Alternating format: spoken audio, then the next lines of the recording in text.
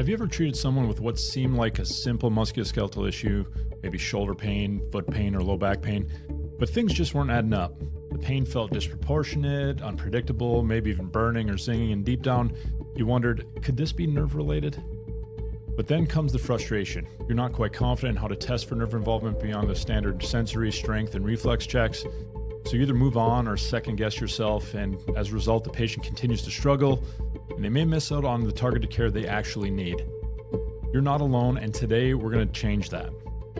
Welcome to the Modern Pain Podcast, where we help you make sense of pain and bring more clarity and confidence to your clinical practice.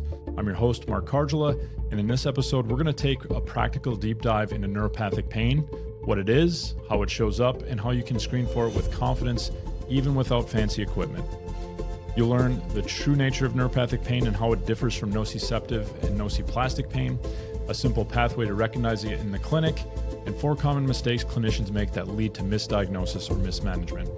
Plus, I've created a free clinical cheat sheet you can download that walks you through how to screen for small fiber changes at the bedside with just a coin and a paperclip. Grab that now at modernpaincare.com/neuropathic or check the link in the show notes.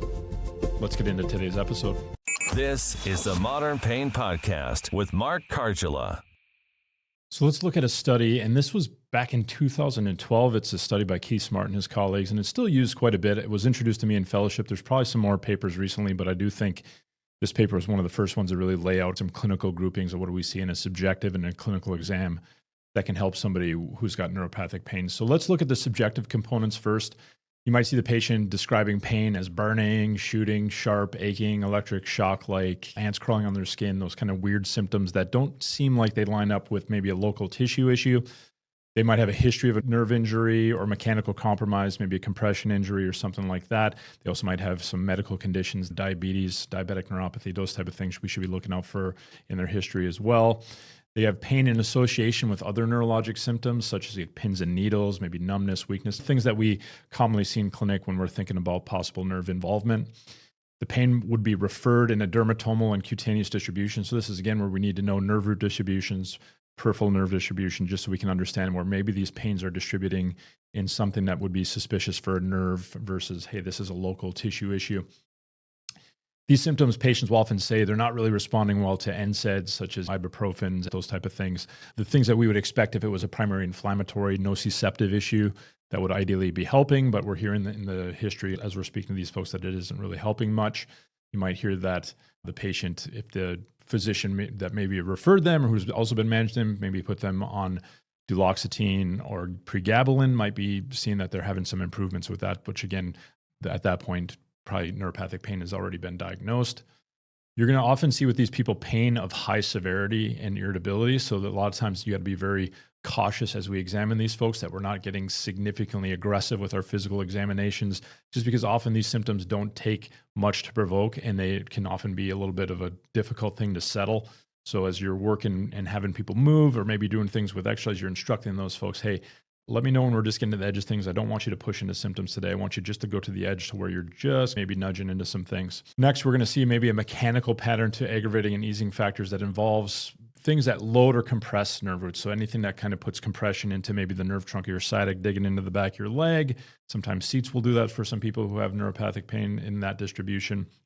You also might hear for the upper extremity neuropathic pain, anything reaching behind or reaching where they're putting tension. Oftentimes we mistake that painful arc, which we'll talk about later, as a local tissue issue at the shoulder, when we also know the painful arc is right in the realm of where neurodynamic mechanical loading of that brachial plexus is probably at its peak. You also see pain in association with other dysesthesias. You get this crawling, heaviness, electrical sensations that, again, just don't add up as a local tissue mechanical nociceptive issue. And then the one thing that I would also recommend you is like asking patients, can you just get pain just sitting there doing nothing, like at rest, where you'll get these sudden bursts of pain?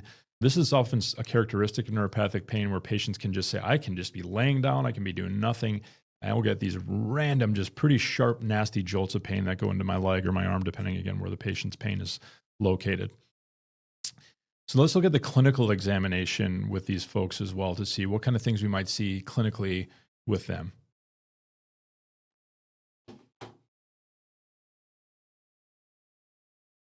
So with these patients, pain symptom provocation with mechanical movement tests. So again, our active and passive neurodynamic testing, straight leg raise, slump testing. You do your active you'll do your upper limb neurodynamic tests, your median, your radial, your ulnar nerve testing.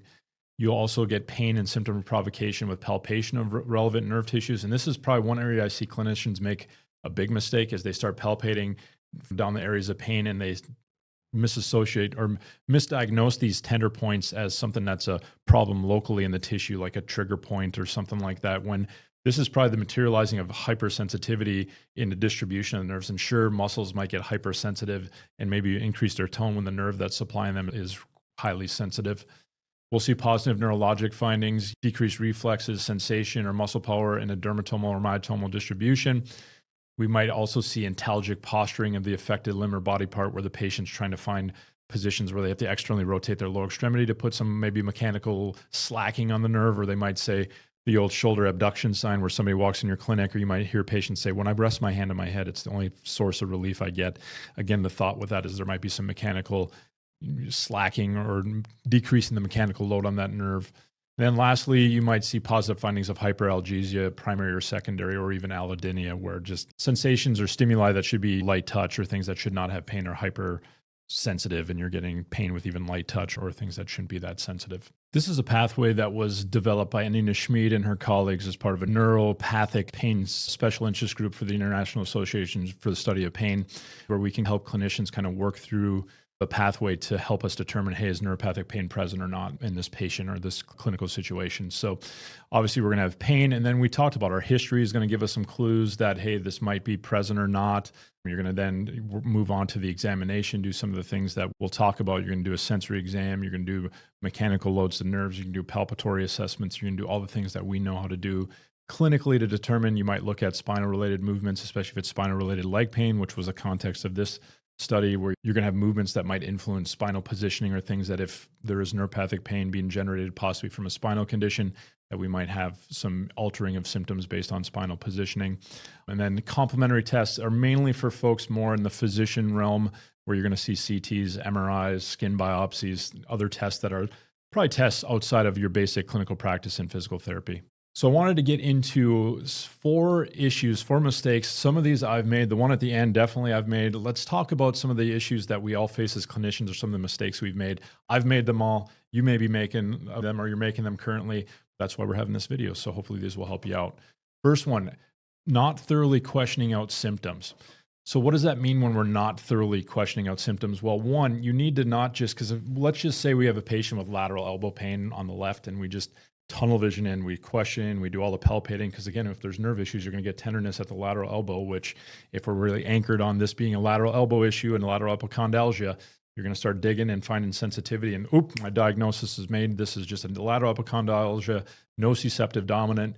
But we want to question out, like, where are these symptoms distributing? And I tell students that I mentor and clinicians I mentor that you need to question out from the spine all the way down to the distal extremity through that area of symptoms. So any current or past symptoms in your neck or into your top of your shoulder, any symptoms in your upper arm, any symptoms in your lower arm, any numbness, tingling. We're going to question out all those things from the whole distribution of where a nerve could be.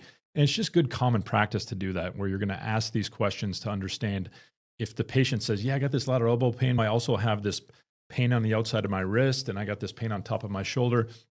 And recognize patients sometimes don't offer this information. They don't understand that there's a connection to this thing. Their pain may be worse at the elbow, and that's where they find that they need to discuss with you. So they don't draw it on a body chart. They don't discuss it in clinic because they see that as separate issues. But us, as a wise clinician or as somebody who understands neuropathic pain, you're going to start hopefully connecting the dots that, hey, they got lateral wrist pain, lateral elbow pain, and neck pain. That sure lines up with a possible neuropathic pain condition. Next, mistaking positive clinical exam findings as a local tissue issue. I've already alluded to this a little bit, but this is basically where the patient has tenderness throughout all sorts of areas when you palpate. It could be in the shoulder with a shoulder pain because a lot of those nerve trunks truck right through the shoulder. So we might be mistaking maybe rotator cuff or tendinopathy or tendon type pathologies. You might be palpating along the course of the median nerve in the bicep or in the front of the elbow, and you're just thinking, okay, this is bicipital tendonitis. The big moral of that story is you need to palpate possibly throughout. If you're not sure if this is a local issue or not, then you would expect the tenderness to stay pretty local and focused to a tissue and you shouldn't see it tracing. And that's where you need to know where your nerve trunks distribute throughout the body, where you can have some access to them. Obviously, in the sciatic nerve, you can palpate down the trunks as it warms alongside the hamstrings. You can, if you're really sadistic, you can do the bowstring test where you're strumming the back of the knee in slack, where you're putting a little twang on the sciatic nerve. Again, I wouldn't recommend doing that. If somebody's got a hot sciatic nerve, they're not going to like you so much. But you need to make sure that when you're assessing for palpatory tenderness, that your at least thinking process needs to include that there's possibly that this sensitivity could be a widespread sensitivity of a nerve. Then it just expand your palpation. Maybe it is just locating itself there. It's not really distributing further. It's very focused and localized, where we can be maybe more suspicious that it's nociceptive or a local tissue issue versus, hey, I palpated, man, it's sensitive here, but I can palpate all the way down into some nerve distributions and palpate all the way up. And man, it is hypersensitive and tender. And as I mentioned earlier too, we can get clinicians who get anchored into treating these local downstream sensitive issues where they got things that get characterized as trigger points, or things where I'm poking needles, I'm driving my knuckle, I'm doing scraping techniques. And granted, those actually can probably impact neuropathic pain. But if we're working with somebody, for instance, who's got a herniated disc at the neck, and downstream is where all the sensitivity and pain is, and you're just focusing downstream with all these peripheral techniques, you might manage their pain and take a while as maybe the natural history of the thing going on in their neck does its thing. And over time that quiets down and the pain kind of gets in a good spot. But maybe you're better off focusing yourself at the issue, the upstream issue of the herniated disc. So I think jumping into peripheral neuromodulatory techniques where you're scraping, poking needles, driving your hand, doing soft tissues. Now, those might be part, even if you do understand that there's a proximal issue in the neck or the spine, that maybe you still use those techniques as a neuromodulatory thing where, again, we're putting it in a narrative where we're not fixing, people aren't faulty, we're just simply trying to decrease some of the sensitivity as their body does what bodies do, and that's the natural history recovery, provided we're not getting in the way of it. Next, using incorrect terminology. And this is one I've definitely been guilty with myself. So let's talk about what that terminology is. So neuropathic pain is defined by the International Association for the Study of Pain. Neuropathic pain is pain that arises as a direct consequence of a lesion or diseases affecting the somatosensory system. So this is a helpful table that's been proposed. And this is, again, coming out of Nina Schmid's work and her colleagues, where this is something that I would immediately call everything a radiculopathy and not really understood those terms as I was applying them in my own practice. I work with a lot of osteopaths and they throw somatic referred pain on pretty much majority of everything. I joke, of course, they're very good and they do some things, but the somatic referred thing gets thrown around quite a bit. So somatic referred pain really looks at the source of the pain being noxious stimulation of nerve endings in somatic structures, discs, facet joints, or muscles, tendons, ligaments. And the pain is often a aching, gnawing, pressure type pain, and it's referred. It's not necessarily distributed in any specific anatomically plausible neuropathic or nerve distribution, be it peripheral, be it nerve roots. But it's just this kind of general distribution and radiation. And there's been plenty of studies that have shown facet distributions and distributions of discogenic pain when maybe possibly nerves aren't being affected. Of course, there's criticisms. Are we ever going to be able to perfectly isolate a pain to a specific tissue? I get it. There are times where tissues can have the primary referring issue from and be maybe the primary target we need to be looking at as we're trying to help somebody with pain.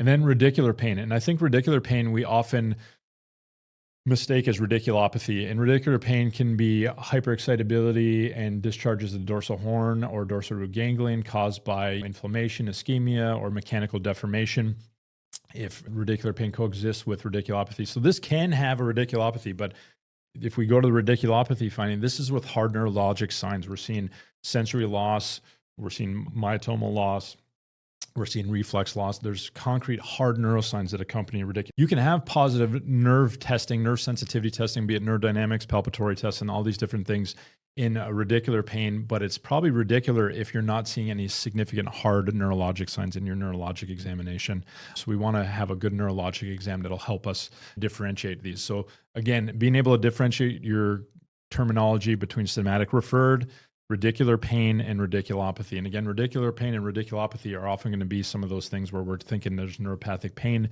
involved, and we can do some of those exam things that we spoke about earlier. And lastly, not testing small fiber dysfunction. So And this is one that I've been guilty of. It wasn't until our podcast last week, and I'm going to give you check out the card. I'll be able to direct you to that episode, and it'll talk to some of the issues we have. And in that episode, it was more from Whiplash associated disorder type 2, which was previously thought to be primarily a musculoskeletal only issue, and why looking at small fiber dysfunction might be helpful for those folks.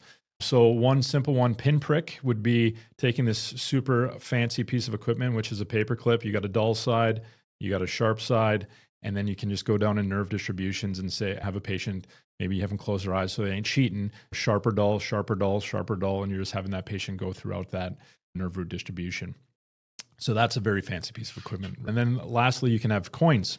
And this is one Nina had described in her work where we use a coin to determine if the person's got some thermal detection threshold issues. So you'd have one of these in your pocket that would ideally bring a coin up to body temperature. And then you'd have a coin that maybe is sitting out at room temperature, which would be cool or cold. So let's look at our fancy cold detection procedure and just kind of go over some of the procedures of that to help determine if there's some cold thermal difficulties. So we're going to place the room temperature coin on the lateral arm. Remember, the room temperature coin is the one that should be perceived as cooler. We're going to palpate it on the lateral arm. Then we're going to immediately place it on the palmar tip of the index finger. And what we'll do with that is, does this feel the same, colder, or warmer than your upper arm? And then the interpretation of this is basically if the fingertip feels warmer or less cold, then this might be a possible cold detection deficit. Now, if we look at a warm detection procedure, you may have guessed this, you're going to grab the one out of your pocket that's body temperature that should be warmed, and you're going to place that warm coin on the lateral upper arm. Again, you could maybe do this in the thigh and then into the distal toes for somebody with lower extremity. Then you're going to place it on the palmar index fingertip and ask the patient, does this feel the same, colder, or warmer than your upper extremity? Then the interpretation of this would be if the fingertip feels colder or less warm, possible warm detection deficit. So our clinical tip with this one would be try not to use leading language or things that are, is it better, is it worse, is it colder, is it warmer? You just let the patient, you give them some choices and they choose versus you lead them to a choice. Is this colder? Is this warmer? And patients sometimes can be people pleasers and maybe give you answers they think you want to hear versus maybe a more true objective thing. And remember too, the lateral upper arm just acts as a control site. It's less commonly affected with a neuropathy. So it's something that can be something that often we wouldn't expect to have neuropathy. But in the case where we might have a patient where we're thinking, for whatever reason, their small fiber issue might be more than just in the distal extremities, then obviously we would want to try to find a different control site for that person. So hopefully this episode helped you all. Again, if you're interested, make sure you download the clinical cheat sheet in the show notes or go to modernpaincare.com/neuropathic and you can download it there. Hopefully it's helpful for you to the clinic. I'd also love to know if this episode was helpful for you. I want to try to create content that's helpful for you on the clinic. I know I've had questions from folks that I've mentored in the past about this, so hopefully it's valuable to you. Drop a comment in the comments below. Let me know what you thought. And I'd love to hear if you could share some of your tips that you might have found in your work with folks with neuropathic pain. We're going to leave it there this week. We'll talk to you all next week.